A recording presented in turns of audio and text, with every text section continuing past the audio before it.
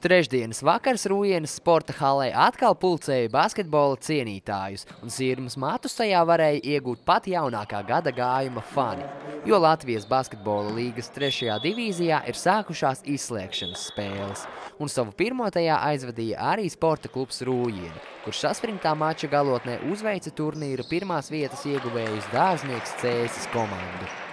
Spēli daudz veiksmīgāk iesāka viesi un pirmajās minūtēs izvirzījās pārliecinošā vadībā.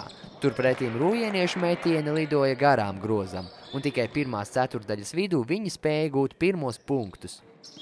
Arī otrās ceturtdaļas sākumā turpinājās viesu ofensīva, un mājinieki nespēja gūt punktus gan neprecīzo metienu, gan arī daudzo kļūdu dēļ. Tomēr otrās ceturtdaļas vidus bija spēles lūzuma punkts. Rūjieniešu metieni arvien vairāk bija precīzi, turpretīm cēsinieku centieni gūt punktus vainagojās ar rūjieniešu pretuzbrukumiem. Tas mājiniekiem deva iespēju punktu starpību samazināt un pat otro puslaiku iesākt ar sev labvēlīgu rezultātu 37-36. Spēles otrā puse jau pagāja pavisam pretēji, līderos atrodoties mājiniekiem. Trešajā ceturtdaļā rūjienieši izvirzījās pa 10 punktu vadībā. Tomēr to noturēt nespēja un pēdējo ceturtdaļu iesāka jau vairs tikai ar 2 punktu pārsvaru. Ceturtajā ceturtdaļā spēle ritēja līdzīgi. Vēlme uzvarēt bija abām komandām un līdz pat pēdējai minūtei iznākums nebija skaidrs. Mača izskaņā viesi rezultātu starpību samazināja līdz -2, bet tas arī bija viss, un abu komandu pirmajā spēlē ar rezultātu 68-66 uzvarēja sporta klubs Rūjiena. Izdevās nosegt varbūt, ka viņu garos spēlētājus.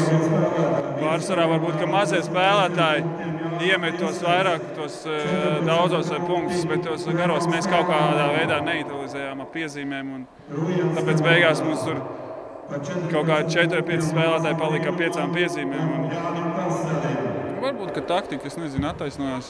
Rezultatīvākie spēlētāji rūjieniešu rindās bija Mārcis Brīnums un Jānis Karselis ar 14 gūtajiem punktiem.